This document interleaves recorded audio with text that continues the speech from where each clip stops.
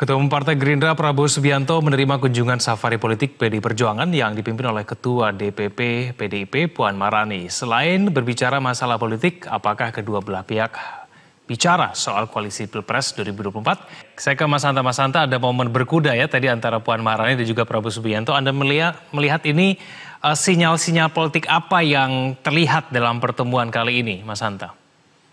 Ya, pertama ini pertemuan penjajakan komunikasi politik ya, wajar.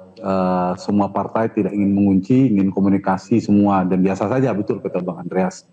Tapi yang catatan saya lebih istimewanya soal berkudanya, karena tidak semua tamu Pak Prabowo itu diajak berkuda. Saya tadi men-tracking beberapa orang-orang istimewa. Seingat saya sebelumnya ada Pak Jokowi, kemudian ada Mas Gibran, putra mahkotanya Pak Jokowi, dan sekarang Mbak Puan Maharani saya kira. Pertemuan-pertemuan yang sebelumnya, sebut saja dengan Koalisi Kebangkitan Indonesia Raya, dengan Cak Imin saya tadi tracking sudah pernah belum berkuda dengan Cak Imin, Ketua Umum PKB, tampaknya belum megannya, atau koreksi kalau sudah, kalau saya keliru.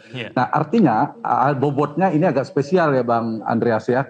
Ada pertemuan dalam perspektif Pak Prabowo, Puan ini, Mbak Puan ini bisa dianggap spesial lah, tidak seperti politisi kebanyakan. Puan memiliki makna politik lebih lah, katakanlah begitu.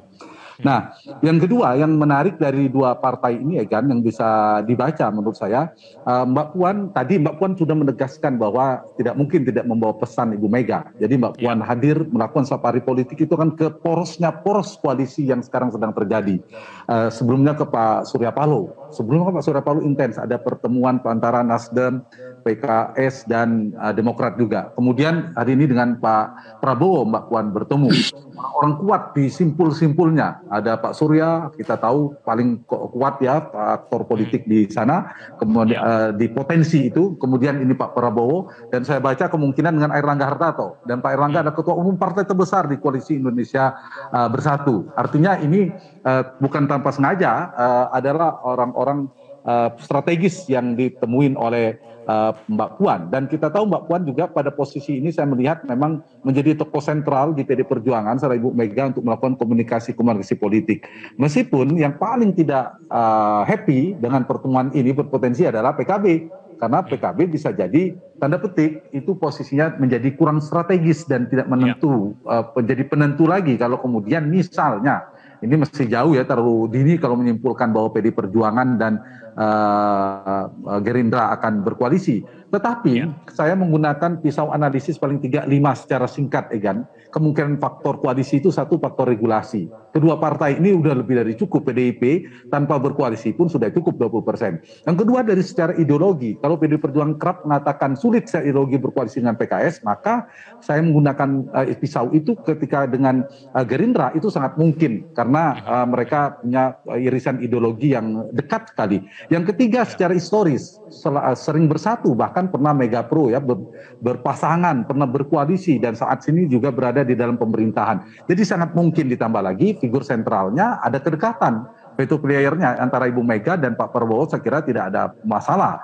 Dibandingkan misalnya statement Pak Sekjen PD Perjuangan memberi catatan dengan Demokrat, secara historis ada catatan sulit untuk berkoalisi. Nah ini dari dua partai ini saya kira dari variabel koalisi tadi sangat mungkin untuk bersatu. Tinggal tantangannya adalah soal memasangkan siapa capres dan cawapres. Semua koalisi pasti di situ nanti titik krusialnya. Tapi kalau ditanya soal partainya, soal figur sentralnya, mereka sangat mungkin bertemu. Dan politik berkudanya ini juga menarik. Nanti bisa dianalisa hubungannya dengan Cak Imin dan PKB tentunya. Karena langkah Cak Imin biasanya langkah kuda-kudanya juga harus diantisipasi itu, Bang Andreas, di detik-detik terakhir cawapres. Mas Hanta, kita sekarang bicara mengenai dampak dari pertemuan ini ya. Kalau misalnya memang PDIP akan berkoalisi dengan Partai Gerindra, apakah secara otomatis maka Cak Imin tidak akan masuk dalam bursa capres-cawapres yang diusung? Ya, pertama kita bicara realistis ya dalam posisi politik. Tentu menurut saya posisi Cak Imin yang mengincar posisi cawapres itu semakin berpotensi lepas ya. Kenapa? Karena beberapa catatan. Satu, dari komposisinya koalisi, kalau PDI Perjuangan dan Gerindra bergabung, itu membuat posisi PKB itu tidak menjadi penentu lagi. Beda tidak ada PDIP, tanpa PKB Prabowo tidak bisa maju. Nah karena itu maka posisi PKB menjadi melemah. Yang kedua, komposisi capres-cawapresnya juga saya kira sulit untuk membayangkan kalau kemudian PDIP mendukung Prabowo Caimin. Tidak ada kader PDIP di dalamnya sebagai capres dan cawapres sebagai partai terbesar, dan ada pemilu secara serentak dengan pilpres, semua berebut soal kotel efek atau efek ekor jas untuk mendapatkan dampak pemilu legislatif. Sulit untuk membayangkan kalau kemudian PD Perjuangan sebagai partai besar masuk koalisi tidak ada kadernya yang di dalam komposisi itu. Jadi mustahil ya, kita bicara hampir mustahil seperti itu. Yang ketiga, ada daya dukungnya kalau misalnya Caimin memiliki elektabilitas sangat tinggi seperti Prabowo, seperti Ganjar dan Anies misalnya. Itu dibutuhkan Prabowo untuk memenangkan pertarungan. Nah itu juga menjadi faktor saya kira. Nah ini menjadi variabel yang penting untuk diperhatikan dari sisi lemahnya posisi PKB kalau PDIP benar-benar terjadi berkoalisi dengan Gerindra PDIP. Tetapi Egan, saya sedikit tambahan, PKB punya kekuatan dan daya tawar politik. Ada satu, PKB ini kan basisnya NU. Dan kita bicara tentang politik elektoral di Indonesia, dia bagian dari triple majority di Indonesia. Selain harus Jawa, Muslim, biasanya harus dapat dukungan NU. Dan PKB ada representasi politik NU di Indonesia, itu satu. Bagian dari segmentasi ceruk pemilih Islamis tradisionalis. Itu dipentingkan oleh semua koalisi. Yang kedua, posisi dia di Jatim. Prabowo misalnya kuat di Jawa Barat katakanlah, misalnya ada Ganjar dan figur lain misalnya di Jawa Tengah.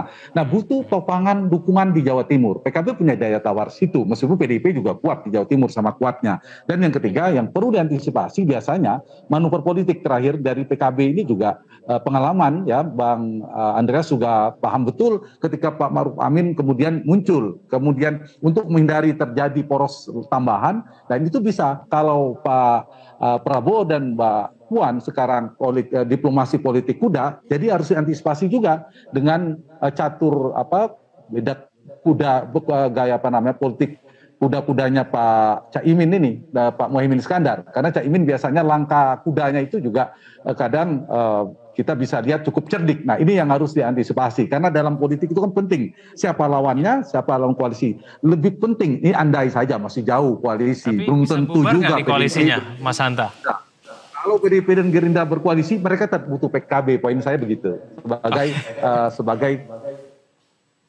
sumbu politik Islam tradisionalis tadi. Mas Hanta, betul demikian, PDIP itu sebetulnya menjadi partai penentu dalam membentuk poros koalisi nanti di tahun 2024? Ya, poltreking juga membuat skenario itu, salah satu variabelnya memang PD Perjuangan. Kenapa? Karena posisi strategis, perolehan kursinya melampaui 20%. Satu poros sendiri. Sekarang itu kan ada KIB tendensi koalisinya, ada KIR, Gerindra dan PKB, kemudian ada Nasdem dan PD Perjuangan. Nah, dengan pergerakan PDIP ini yang bisa kita analisa adalah kemungkinan 4 porosnya sulit. PD Perjuangan tampaknya juga tidak akan memilih sendiri. Saya punya keyakinan karena butuh banyak segmentasi pemilih, spektrum ideologi, mesin politik dan seterusnya. PD Perjuangan kemungkinan akan berkoalisi. Karena itu kecenderungannya, Egan, menurut saya kita sekarang ini bukan 4 poros, tapi 3 atau bahkan cuma 2. Dengan pergerakan PD Perjuangan, kita lihat pergerakannya itu kemana? Ke Pak Surya, Nasdem itu pertama, kemudian sekarang ke PKB, ke Gerindra Prabowo, kemungkinan dengan Pak Erlangga di Golkar. Kita lihat pergerakannya itu. Nah, dan ini kan orang-orang strategis, sumbunya poros kira-kira yang sedang terjadi sekarang ini. Dan ketiga, bisa jadi ini akan menuju 2 poros. Kalau kemudian safari-safari politik ini kemudian memunculkan ada blok politik besar bersama dengan PD Perjuangan berhadapan dengan blok lawannya tentunya. Nah, tapi ujungnya nanti meskipun politisi biasanya selain malu-malu, saya kira tidak mau bicara karena bukan wilayahnya Bang Andreas untuk bicara tentang nama, tapi yang paling ujungnya nanti pasti titik krusialnya itu ada di nama. Sebagai capres siapa, sebagai cawapresnya siapa. Tapi sudah benar, kalau sekarang sudah bicara capres-cawapres, bubar langsung biasanya koalisinya.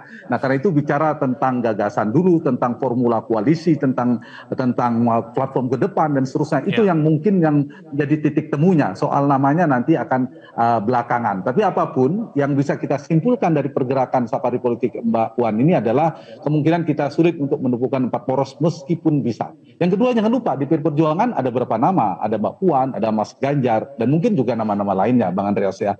Tapi lagi-lagi kepentingan tiap partai termasuk Caimin wajar kalau ingin ada nama dari figur partainya karena ingin menjadi brand connection atau association dari seorang tokoh punya dampak kotel efek atau efek ekor jas kepada partainya. Tapi lagi-lagi ini baru kita baca kecenderungan, penjajakan, tendensi, Egan. Politik itu kan dinamis, betul. Bahkan pergerakannya masih mungkin dinamis, nama elektabilitas juga masih mungkin dinamis. Yang bisa disimpulkan, saya punya keyakinan kita sulit untuk 4 poros. Kemungkinan kita akan dapat 3, bahkan cuma 2 poros koalisi. Itu aja yang bisa saya prediksi kira-kira. Kalau 4 dari tendensi PDI Perjuangan, kemungkinan tidak. Karena pergerakan PDIP itu kelihatan arahnya itu akan berkoalisi, tidak mau sendiri.